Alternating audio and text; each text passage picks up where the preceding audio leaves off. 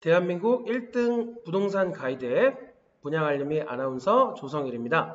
오늘 이제 제가 준비한 내용들은요, 이제 좀 이런 어떤 부동산, 뭐 청약 이런 부분들을 이제 좀 잘 아시는 분들에게는 굉장히 어떻게 보면 또 쉬운 내용일 수도 있어요. 근데 아직 이제 이런 부분들을 이제 잘 모르시는 분들, 이런 분들을 위해서 제가 그 이제 청약이 당첨된 이후에 이 계약금을 납부하고 그리고 이제 중도금 그리고 마무리 이제 잔금까지 이 금액을 납부를 하는 데 있어서 언제 얼만큼을 어떻게 이런 이제 납부 방법에 대해서 오늘 이제 간단하게 정리를 한번 했습니다. 왜냐하면 사실 이제 그 이 청약에 당첨이 된다는 건 어떻게 보면 정말 대단한 일이거든요. 근데 그 많은 분들이 생각보다 많은 분들이 그런 어떤 이 자금 계획에 대해서 약간 이제 좀 모르시고 무작정 이렇게 달려들었다가 이 청약 통장을 날리는 거 뭐 이런 부분뿐만 아니라 자칫하면 이제 계약금까지 날리게 되는 이제 이런 어떤 상황들이 꽤 많이 일어난다는 거죠. 그래서 제가 이 청약이 당첨되고 난 후에 이 계약금부터 나머지 잔금까지 그 어떤 절차로 이루어지는지 이런 부분을 조금 이제 간단하게 정리를 한번 했습니다. 그래서 좀 잘 아시는 분들도 보시면서 영상 보시면서 간단하게 다시 한번 정리를 해보시면 좋을 것 같아요. 자, 우선은 청약에 이제 당첨이 됐습니다. 그러면 이제 그 입주를 하기 전까지 크게 이제 그 세 가지의 금액을 이제 납부를 하셔야지 요게 이제 그 입주를 하시게 되는데 그 첫 번째가 이제 이 계약금. 이 계약금은 보통 이제 그 입주자 모집 공고가 나고 한 10일 정도 후에 이제 그 발표를 합니다. 그 이제 당첨이 됐다라고 발표가 되면 그로부터 보통은 이제 2주 후에 그러니까 약 14일 청약을 집어넣고 약 한 24일 정도 후에는 이 계약금을 준비를 하셔야 돼요. 자, 그 다음에 이 계약금이 납부가 되면 보통은 이제 뭐 한 6회 정도, 뭐 이제 좀 빠르면 이제 4회 정도가 되는 경우도 있는데 보통 이제 6회 정도. 아파트가 이제 그 보통 한 2년에서 3년 정도, 요 정도 기간이 걸리잖아요. 이 기간을 보통 이제 6회로 나누다 보니까 뭐 한 4개월에서 그 뭐 한 5개월 요 정도? 그 기간에 이제 그 나머지 이제 중도금을 납부를 하시는 거고, 그리고 이제 그 중도금 납부가 다 완료가 되면 나머지 이제 입주하기 전에 이 잔금을 납부를 하는, 이렇게 해서 총 3차에 의해서 이제 진행이 된다라는 거 여러분 뭐 이제 알고 계시면 좋을 것 같고요.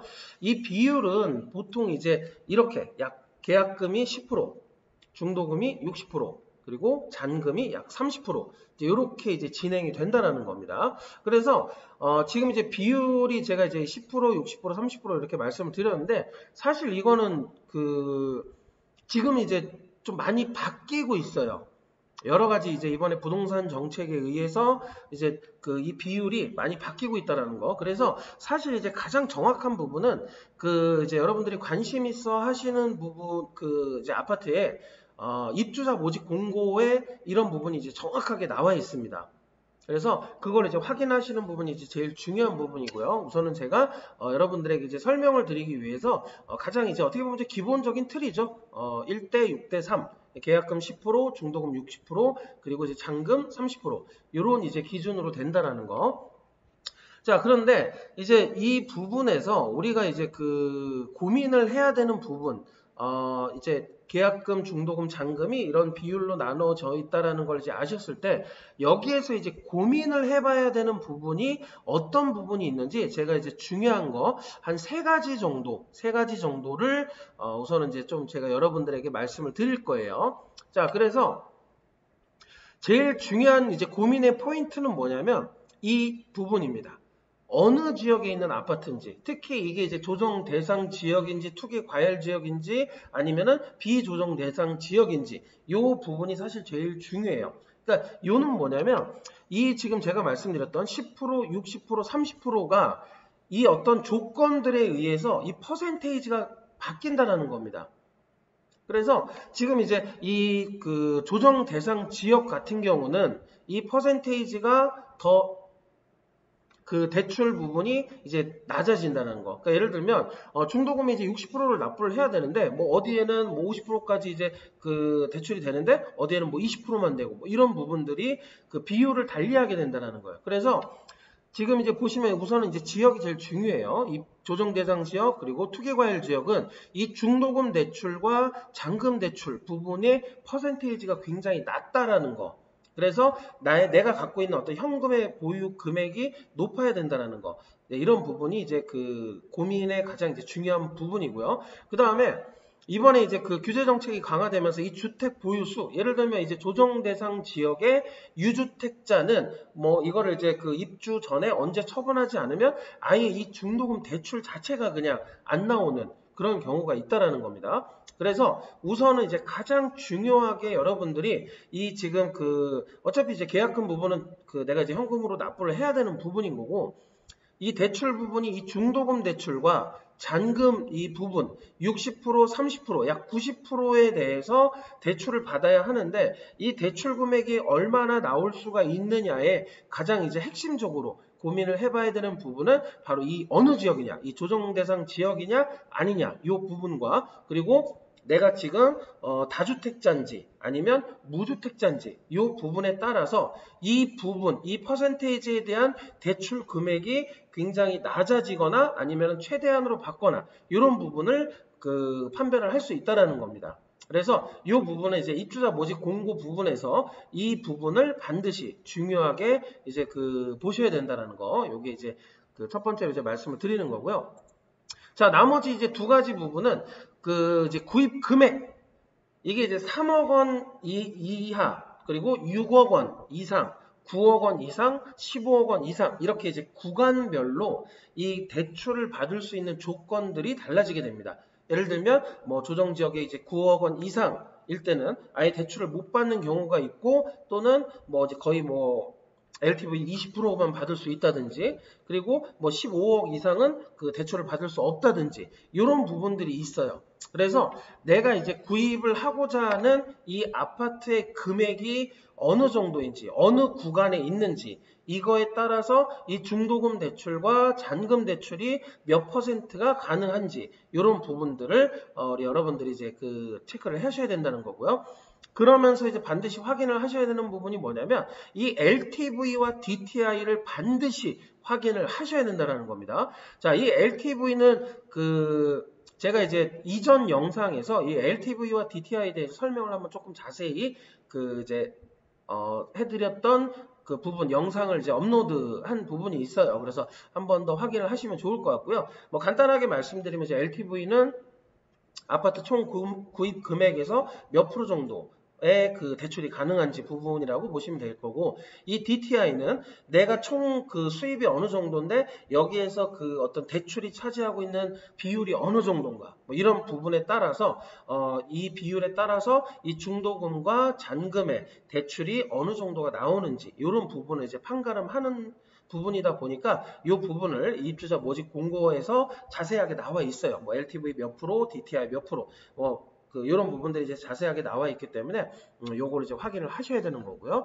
마지막으로 이제 이번에 그 부동산 규제 정책에 의해서 이 입주 시기 내가 이제 그 당첨이 되고 이제 그 언제 입주를 하느냐에 따라서 이 이제 대출을 받은 거를 언제 상환을 해야 되고 이런 부분들이 또 이제 그 명시가 돼 있습니다. 그래서 아무래도 이제 이런 부분은 그 이제 실주거를 하고자 하는 이제 분들을 위한 어떤 이제 그 보완 정책 부분이죠. 그래서 이런 부분을 내가 언제 입주를 하고 여기에 따라서 이제 상환 이 부분이 어떤지 이렇게 크게 이제 세 가지 부분을 정리를 그 이제 체크를 하셔야 된다는 거예요. 자, 그래서 다시 한번 이제 말씀을 드리면 그 이제 당첨이 되고 발표가 나면 약 2주 후에 계약금을 이제 납부를 하셔야 됩니다. 여기는 이제 대출이 발생이 안 돼요. 보통은 10%지만 이제 좀 뭐 인기 있는 뭐 이런 부분은 뭐 20%까지 내는 경우도 있고요. 그러면은 뭐 중도금이 이제 50%라든지 뭐 이렇게 잔금이 이제 줄어든다든지 이런 부분들. 그래서 계약금이 약 2주 후에 당첨 결과 나오고 나서 한 2주 후에 5%에서 한 20% 정도 이렇게 이제 납부를 한다라는 거. 그 다음에 요게 계약금이 납부가 되면 이 이제 아파트 건설하는 이 동안에 약 한 6차 정도에 나눠서 이 60%에 해당되는 금액을 이제 납부를 해야 되는데, 여기에서 이 중도금을 이제 내가 현금으로 내는 것이 아니라 이 중도금 대출이라는 부분을 통해서 이 중도금을 이제 납부를 하는데, 이 대출의 어떤 조건, 그리고 그 이제 얼마나 이제 상한 그 이제 부분, 이런 것들이 지금 이제 아까 제가 설명드렸던 이런 부분에 의해서 이제 차이가 난다라는 거. 그 다음에 나머지 이제 잔금을 치를 때 여기 이제 그 주택담보대출이라고 이제 마지막 잔금 대출을 받을 거예요. 근데 이 여기에서 이제 중요한 게 뭐냐면, 이 잔금 대출은 이 중도금 대출을 다 갚는 부분을 조건으로 해서 이제 나오는 부분이에요. 그래서 이 잔금 대출을 이 30%에 해당되는 부분만 받아야 되는 게 아니라 이 중도금 대출을 받은 거를 다 상환할 수 있는 그 금액을 이제 대출을 받아야 되는데, 여기에서 이제 중요한 포인트가 뭐냐면, 이 잔금 대출의 기준 금액이 계약 당시에 예를 들면 이제 5억 원에 해당되는 그 아파트를 이제 내가 구입을 하려고 해요. 그러면은 이 계약을 할 당시에 5억에 대한 잔금을 대출하는 게 아니라 그때 당시 약 이제 한 2년 반 정도 지난 이때 당시에 그 KB 시세에 따라서 이 아파트 금액이 이제 뭐 프리미엄이 붙으면은 예를 들면 이제 5억 원이었던 게 뭐 7억 원으로 올랐어요. 그러면은 그 7억에 대해서 약 한 60% 정도 금액이 이제 대출이 가능하다라는 거. 그래서 이 잔금 대출, 그 담보 대출을 받을 때 이제 그 시세가 어느 정도 올랐느냐에 따라서 이전에 이제 이 중도금 대출을 받았던 거를 진짜 뭐 한 방에 해결하고 아주 조금 약간의 이제 현금만 더 하면 이 잔금 대출을 치를 수 있는 이런 부분, 이 잔금을 치를 수 있는 이런 부분을 이제 또 우리가 고민할 수가 있다라는 겁니다.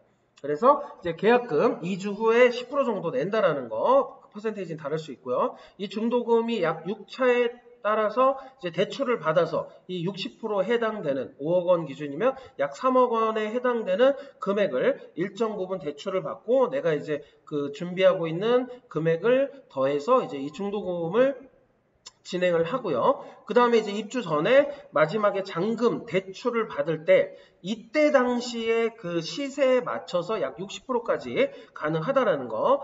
근데 그 이제 그 어느 정도까지 내가 받을 수 있느냐는 부분은 이런 부분, 아까 말씀드렸던 이런 부분에 의해서 이제 받을 수 있는 어떤 상한선, 이런 부분이 다르다라는 거. 그래서 중도금 대출을 이제 해결을 하고 나머지 이제 내가 현금 보유하고 있는 부분을 추가를 해서 이렇게 이제 잔금을 해결을 한다라는 거. 그리고 이 이제 어떤 금액에 대한 대출을 받는 데 있어서 우리가 이제 고려해야 되는 부분은 지금 조정 대상 지역 또는 투기과열 지역이냐 아니냐. 그 다음에 내가 지금 주택을 얼만큼 보유를 하고 있는가 아닌가, 이런 부분이 가장 이제 우선적이 되는 거고요. 두 번째로는 내가 구입하고자 하는 이 아파트의 구입 금액이 얼마 이상인가, 그래서 그 구간에서 이 중도금 대출을 얼만큼을 받을 수 있는가, 이런 부분을 따져야 되는 거고요.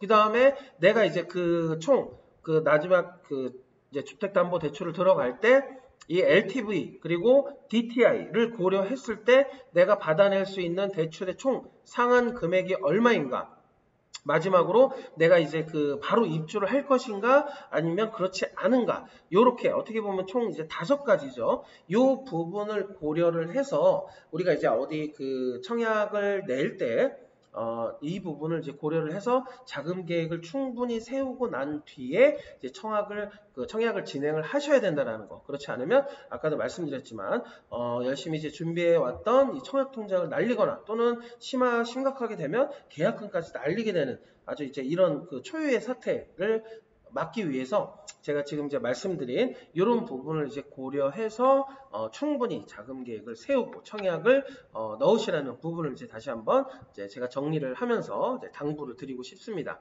네, 여기까지 이제 제가 오늘 이제 청약에 당첨이 된 후에 이 계약금부터 잔금까지의 과정이 어떤지 이 부분을 이제 말씀을 드렸고요. 이제 여러분들이 원하시는 그런 아파트의 모집 공고에 이런 부분이 아주 잘 나와 있고, 이 모집 공고는 그 분양 알림이에 들어가셔서 내가 원하는 아파트의 이제 알림 설정을 이렇게 해 놓으시면 이런 부분이 이제 등록이 됐을 때, 업데이트가 됐을 때 바로 들어가서 모집 공고문에서 이런 부분을 이제 주의 깊게 보시면은 조금 더 이제 고민을 해야 되는 부분이 조금 더 쉽게 정리가 되지 않을까 싶습니다. 그래서 이제 분양 알림이 앱 많이 활용을 하시고요. 또 이렇게 중요한 부분들은 제가 이렇게 지금 유튜브 채널을 통해서 여러분들과 이제 많이 소통을 할 거니까 구독과 좋아요 꼭 눌러주시면 감사하겠습니다. 그러면 저는 다음에 또 더 유익한 그런 내용을 가지고 다시 한번 여러분들을 찾아뵙도록 하겠습니다. 이상으로 저는 분양 알림이 아나운서 조성일이었습니다. 감사합니다.